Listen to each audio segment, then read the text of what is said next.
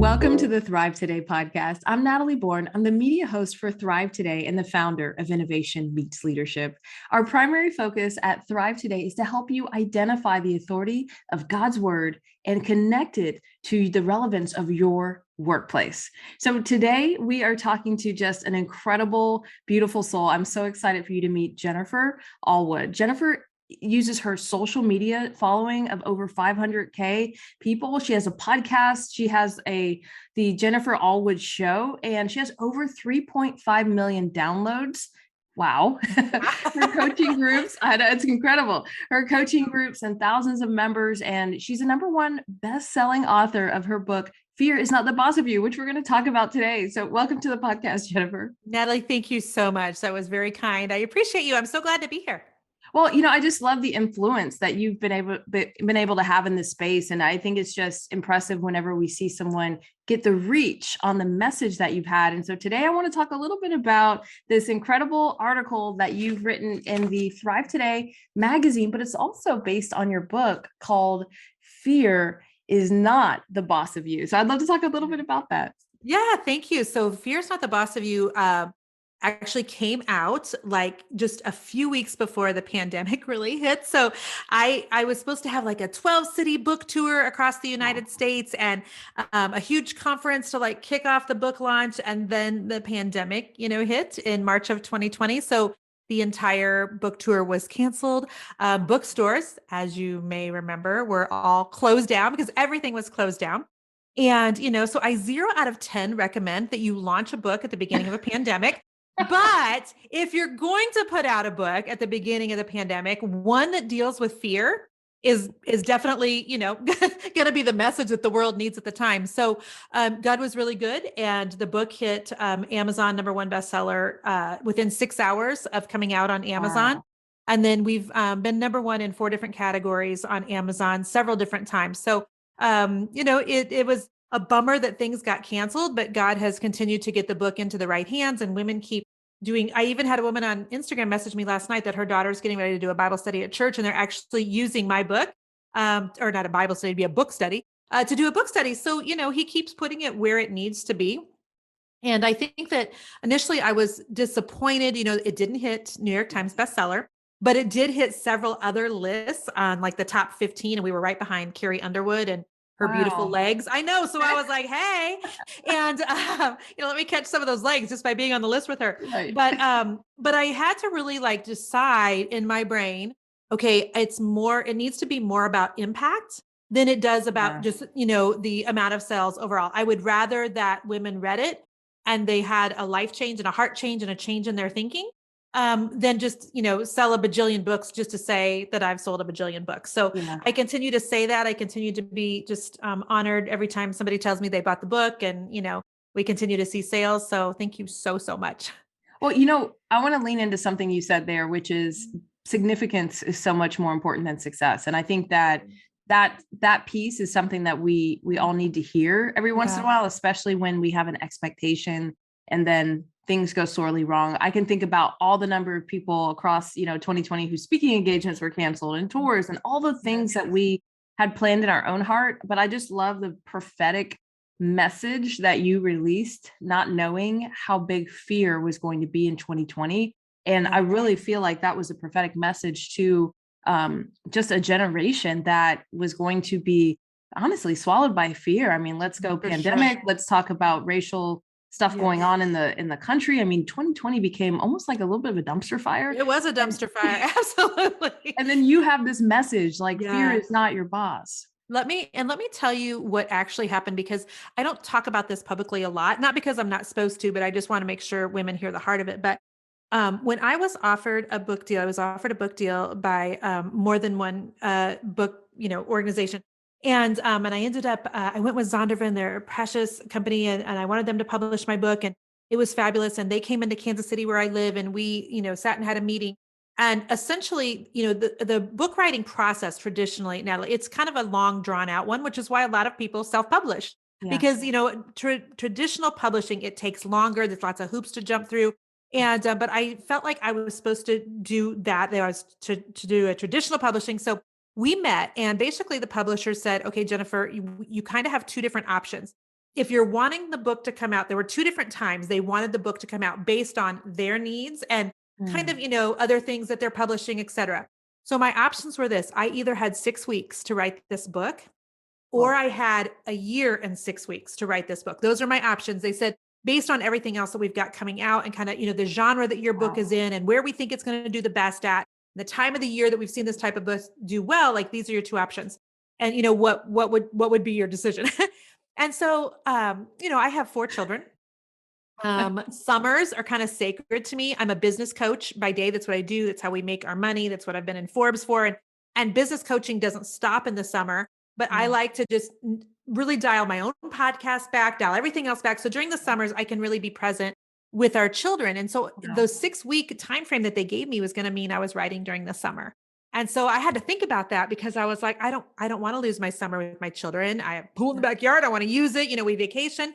And, but when I prayed about it, I heard the Lord say, this is a book for right now. And I was like, Wow. okay, all right. So we've got 6 weeks. Let's go. So I told him we're going to write it now. So it comes out, at the beginning of April, 2020, having no idea that what God obviously knew.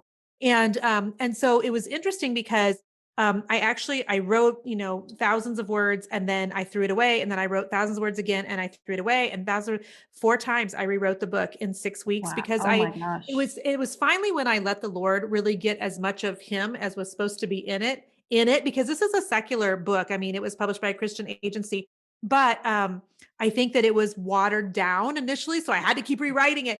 And so when I finally wrote the book that I was supposed to, it poured out of me literally like hot lava. And I don't share that story often because I don't want people to be like, oh, she threw a book together in 6 weeks. No, I actually threw that book together in about the last 6 days, because when you're writing what God tells you to, it's Wow. funny how it does just kind of pour out of you. And so we made all the deadlines, and it, in retrospect now, looking back, I'm like, okay, Lord, I see why it was a book for right now. The women needed it at the beginning of the pandemic. They were all home. They were scared. People were nervous. So it really was a book for the time. Yeah. Well, and I want to pull that out what you just said because I feel like it's so important.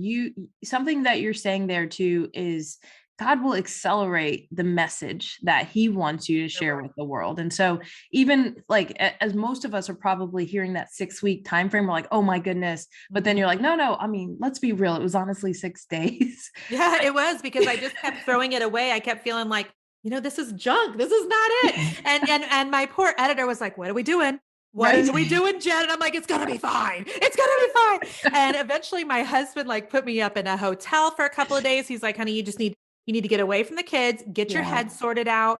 And I remember I ended up I couldn't figure out like the exact like format to make it flow. And I literally took Post-it notes, which I did not know at the time, Natalie, is like a trick that a lot of authors do. And I Yes. put down like all the stories, all the chapter headings, all the things. And I put them on this window. My husband he's really extra and overly generous and amazing. So he put me in this beautiful suite in downtown Kansas City with Oh, huge windows. So I laid out the book on Post-it notes on a window of the hotel. And I put a picture on Instagram, and then I just moved it all around like a puzzle. And I was like, okay, there it is. Like, let's go.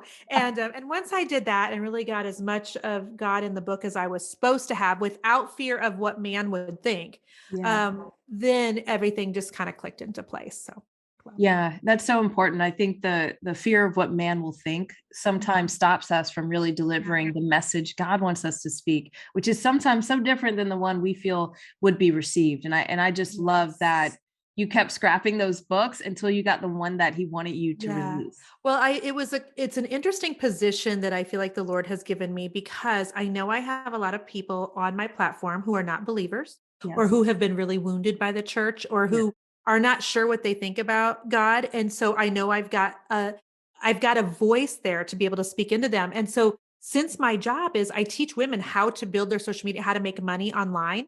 And so I am a businesswoman. I am not a pastor. I have not gone to Bible college. And God's asking me to write this book, and it's not a business book. And so I'm straddling two worlds of like business and feeling like, arguing with myself that I'm not a pastor, I'm not in ministry. And so, the Lord kind of had to work that out of me, because a lot of times I feel like I have way too much Jesus in me for the business world, but then I've also got way too much business in me for the church world. And so it's sometimes I don't feel like I belong in either place. And that's actually where the magic has actually happened. I know that God has given me a position where I'm able to speak into both places a lot of times. And so figuring out how to do that in the book so that I would give people the truth, but they wouldn't feel like they were just being preached at if they were still like, I don't know about this faith stuff. It was really, I felt like a tight, not a tight, but I really wanted to do that well. I really wanted to honor God well with that positioning. And, but it's good for women who are in business, who is most of my audience, but it's straight up, in my opinion, it will hopefully lead people to more questions or to diving into the Bible. And I have like an altar call literally in the back of the book. And so when I get people who DM me on social media and they tell me that the book changed their life, or now they're finally going to church again, or it's going to make me cry. Like that's the Yeah. good stuff. That's the good Well, stuff. I love it because, I think many women, myself included, as you were saying, hey, I straddle this fence between business and ministry. I think many people can relate to that, where they're Yes. not fully in the church and they're, Yeah. but they're fully in business, fully in a role, but God is they just so desire for those around them to experience the presence of God, whatever that looks Yes. like in their 9 to 5. And so I feel like many women just said amen to that, because that's real. That's a real It struggle. really is. And we have got to have women who love Jesus, but are in like the business world and who aren't trying to necessarily lead with their faith. Like I have told the women I coach over and over, Hobby Lobby is not leading with Jesus. They're leading with glitter and crafts. And you can feel the presence of the Lord there. At least I do, because I love Hobby Lobby. But Chick-fil-A, they're not leading with the gospel. They are leading with chicken nuggets. And Yeah. so we've got to have women who stand in the marketplace, but who also stand for truth. But it doesn't need to be the thing that necessarily comes first, but people get it just by almost being in the environment, purchasing their products. Those earrings were prayed over, those shirts. So I think there's so many different ways that we can still show up in the marketplace and be business women, but also people get the gospel somehow. That's so good. And kind of what I hear you saying there too is like your gift makes room for you to have A those deeper 100%. conversations. And so in order to have the right to have those deeper conversations, you have to have the influence, which means, if we Yes. lead with Christ, oftentimes we'll turn a It lot of turns people people off. off. Yeah, But if we because so lead, many of yeah. people want to use like Christianese, Christian Yes. words that people don't even understand. And so in Fear is Not the Boss of You, I actually have a whole chapter where I talk about how often God will give you something that's just a gateway drug. And that's the thing that you like draw people into Yes. relationship with you, that then you're able to speak about this God that you love and adore and serve. Or, you have something that you make, or your business will be the great gateway drug to just kind of draw people in, and then you establish some sort of trust, and then you're able to really get into deeper things and talk about the gospel. And so I think it's super important that we're just sensitive to that. Yeah. And I think that that's, in 2022, that is almost what evangelism can look like in this day and age. Well, I would love for you to talk to, there's a lot of entrepreneurs that listen to this podcast and are connected to Thrive Today. And I would love to just for you to share just a little bit of wisdom of what you've learned about some of the questions they always have is, well, how do I build my base? How do I build my following? And I feel like you are probably one of the best people we could ask a question like that to. Yeah, well, there's lots of different ways, and I think one of the biggest things that you need to think about is, where did God give you? What are your talents? And when we stop looking at this influencer who's, she's done amazing, or this businesswoman who, I saw her do it this way and she's successful, or this one who, when we stop and we just try to keep our eyes more straight ahead and look not to the left and not to the right, that's where the magic can happen. When I don't ever go to horse races or anything, but have you ever like watched horse races on TV, and they usually put blinders on the horses? Yes, And yes. the blinders on the horses are because if they look to the side at the horses next to them, they usually end up veering a little bit and they stumble and fall. And then a lot of time that's Wow. when a horse will have a broken bone and have to be put down. And so they put blinders on a horse so that the horse just looks right in front of them. And we have to almost do that in business. We've got to put on some sort of business blinders where we're like, okay, Lord, what is it that you want me to do? Like inviting the Holy Spirit into your business. What does it look like for me? What does success look like for me? Do you have a vision that you want to give me? And if there's no vision, by the way, then just do the next thing that God gives you. See where you have favor at. Like I know I have found favor on social media. I have. I found favor on Facebook. that number that you actually read with, our social media stats, we're actually, at almost 700,000 followers at this Wow. point between, Pinterest and Instagram. But I also I know that I'm really great at live video. So before you and I came out here today, I was doing a Facebook Live. I'll do Instagram stories. If somebody's listening to me where that's not what they're good at, quit trying to make a round peg fit into a square Exactly. hole. Girl, he gave you gifts. Look at your own gifts. What kind of talents did he give you? Because I promise you, you can build a business without being live on social media. There's Wow. not a formula, but you've got to be really sensitive to the way that God created you, and not use the way you are and the way you were created though as an excuse, because I'm an absolute introvert, Natalie. So a lot of people What? will look at me, 100%, 100%. And so a lot of people will look at me and be like, oh, well, she's this and she's that. And that's why she's got this huge platform and can do a podcast. No, no, no, no, no. I think God has given me the ability to communicate. Yeah. And I love social media because I'm an introvert. When you're an introvert, going live on Facebook with the stop now button and then the ability to delete later, it makes you almost feel safe. And you have a lot of control in terms of, that on social media. And so I think that for so long, women have used, well, I'm this, I'm older, so I can't, be on social media. No, that is not accurate at all. There are Wow. women that need to show up and represent a different age group, a different race, a different whatever. We need to have more diversity in age and nationality and the backgrounds that we're coming from and what we like, and stop just using, well, I'm not that way as an Wow. excuse for why we are not watering the gifts that God has given us. Look, I know you said you're not a pastor, but man, you can preach. And and Thank I you. think what you're Thank you. saying here is so important for us to lean into. And that's, God, how have you wired me? And then how can I use that wiring Yes. to do what you've called me to do and not worry about what other people are doing? Because there's plenty of Exactly. that going around. There is. And, trying to have a copycat life or copycat version of somebody else's, it's never going to look like that. And Yeah. so, we've got to really just be sensitive to what God has given us and what can I do with what you gave me. I know I have the ability to communicate. I think it's through both written and verbal. And so that's where I need to focus. That's where I can bring more people into my business. That's how I get more clients. That's how we sell more courses.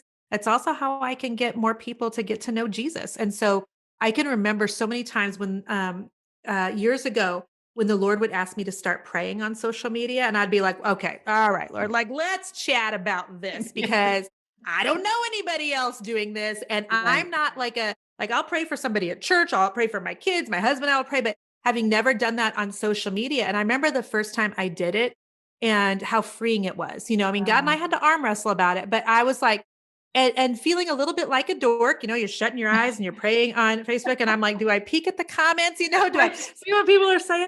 But I was doing it out of obedience. And then it just became natural. And then Wow. Natalie, I had, it was 2 Novembers ago that the Lord, I felt like wanted me to do, just pray for business people every morning, at 9 in the morning on Facebook. And, we have a lot of kids. We have 4 kids. We have 2 dogs. I have a husband I like to spend time with. I am definitely a creative brain, so I don't love having to have a certain schedule. So I'm like 9 o'clock, Eric, come on, Lord. But I did, and some days I did it with no makeup, and some days I did it without knowing exactly what we were going to be talking about. But I would always bring a word and or an example or a story because that's how Jesus taught, and then I would pray for people at the end. And on Facebook right now we have. At the time, I probably had 300,000 followers because we've got about getting closer to 400,000 now. But Wow. the reach on my Facebook page, I've got the screenshot of it just to remind myself because the Bible says we're to record and remember. Wow. But my reach on my page went up to 1.4 million in 30 days. What in the That's how many people were world? showing up every morning for me to pray over business people. And so, and it wasn't something that people were doing. I wasn't seeing other entrepreneurs doing it. I've had the Lord before wake me up at a hotel. I remember I was in Cincinnati and it was 5:30 in the morning, no makeup. And Natalie, I love my makeup. I mean, I was telling a friend Me the other too. day, I'm like, when I'm on my deathbed, please prop me up in the bed. Make sure I've got some concealer, some highlighter, and some lipstick on. Okay. Because Right. I'm not going out being pale. And I get that from my grandmother. But anyhow, I can remember the Lord woke me up and he said, he wanted me to get on social media and pray right then for some people on Facebook. And I'm like, but I got on no makeup and I'm in a bathrobe in a hotel. And that still is one of my most watched videos. And so if Wow. we will be faithful with whatever God puts in our hand, and the Bible says when you are faithful with little, then he can entrust you with much. And so keep being faithful with the talents that he's given you right now in the way that he's asking you to use them, and stop looking to everybody else for how they're doing it. I mean, I teach women, these are all the different ways you can do it. Now you figure out, all the ways at least that I know of, you figure out what suits you, what fits your personality, what God's asking you to do, what works for your family. And because the way that I'm doing it, like, I don't want to raise up just a bunch of copycat people, Yes. not because I don't want them to copycat, but their business is supposed to look different than mine. They're wired different. And so we need what they're going to bring to the table as well. This is so freeing. I hope the women listening can just hear how freeing this is to be you, to be who you've been called to be, not to Yeah. be anybody else. Amen. And it feels really good. The more I lean into what I feel like God is asking me to do, the more fun this business becomes. And the more I feel really settled instead Wow. of stuck. And as you know, the Fear is Not the Boss of You book is about being stuck. Yes. Because a lot of women, they do feel stuck. And a lot of times it's because they're not honoring the gifts God gave them. They're stuck in a lot of things like unforgiveness, which will affect your business. Yeah. They are burnt out. And a lot of times God will use burnout as a way to shift women. And they think, well, I just maybe need, a change of scenery, which can sometimes help, or I just need to do this. But Mhm. if you think about it, I mean, if God's wanting us to pivot, and 2020 and 2021 were kind of years of pivoting, how else is he going to get you to do that if everything is just rocking and rolling and amazing and beautiful Right. and wonderful? I mean, there has to almost be like a holy discontent at times Mhm. in order to kind of get us to shift and pivot, right? And Right. so burnout is not a bad thing. And so, but we've got a lot of times dialed down on why I feel so stuck and unfulfilled in my business. And a lot of times God will use that to shift and pivot you into getting you to do a new thing or doing an old thing in a new way. And a lot of times that's what will help women to get unstuck. And they're actually then, living more authentically to how they should be anyway. So, I love that. I would love for you to just leave us with a final thought from your book that we can think about. And of course, ladies, I hope you will go out. This will be in our show notes. I hope mm. you will go out and get this book because I'm just so inspired by listening to Jennifer talk about it. Oh, thank you. Well, I started out the book with the word being stuck sucks. And my publisher's like, Jen, you actually can't say sucks. And I'm like, are you sure? Because we changed it to being stuck stinks and it just doesn't have the I same like know. depth. They're like, no. Let's calm the words down. But you know what? Being stuck does stink. It's hard and it feels yucky and it steals your time and it steals your peace. And I talk a lot in the book about all the different times that I've been stuck in my life, and not just in business, but in life in general. And I think that one of the things we forget is that when we are stuck, meaning we are not living out the life that God has designed for us, we feel discontent. We feel like there's got to be something more. It really affects the people around us, Natalie, because if you're married, then you and your spouse are one. That's biblical, right? So it's affecting him by proxy because you're one.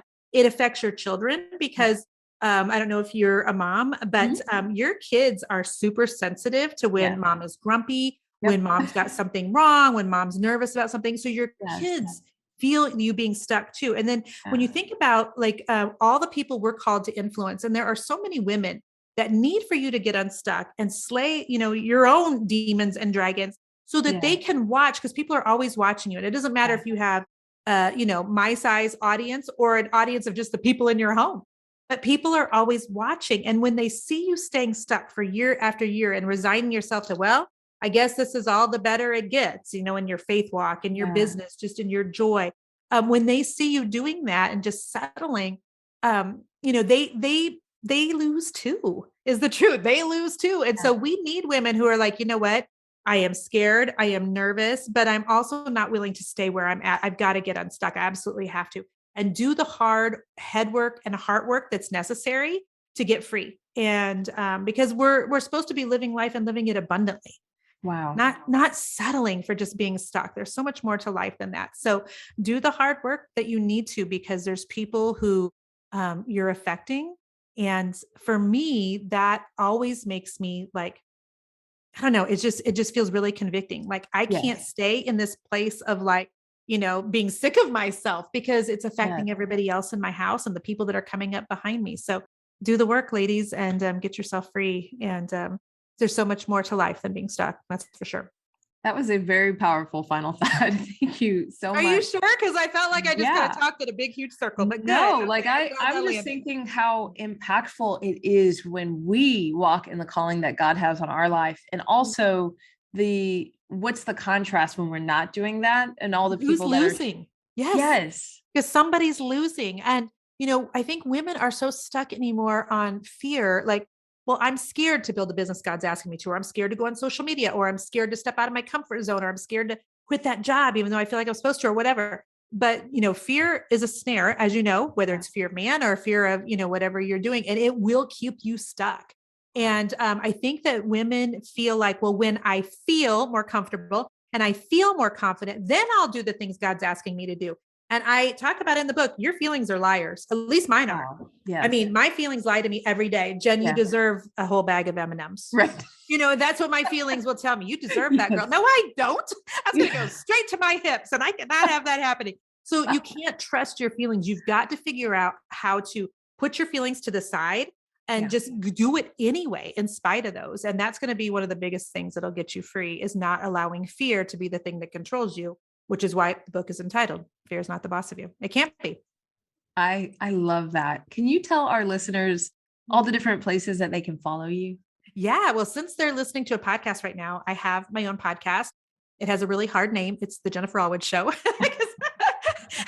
When we were naming it 4 years ago, we were like, what do we name it? Let's just keep it simple. So, and we are just getting ready to hit 4 million downloads right now, which is amazing. Congratulations. Yes. And thank you so much. So it's a business podcast. We do have a lot of people who are not in business who still listen to it, because it's business with faith, because I refuse to do one without the other.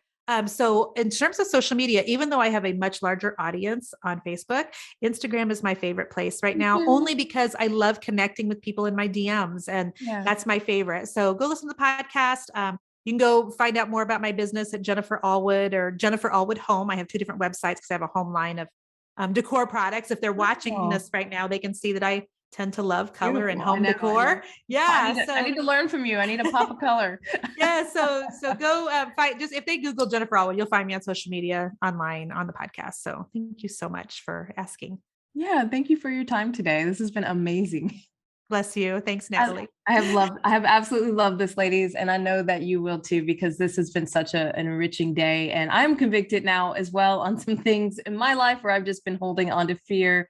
So I love this conversation. Well, if you haven't taken the time to get connected into community, we want you to do that. Head over to thrivetoday.com to learn more about how you can be a part of our subscription program there. And remember, as you build your life, do it with leadership, community, and strength. We'll see you next time.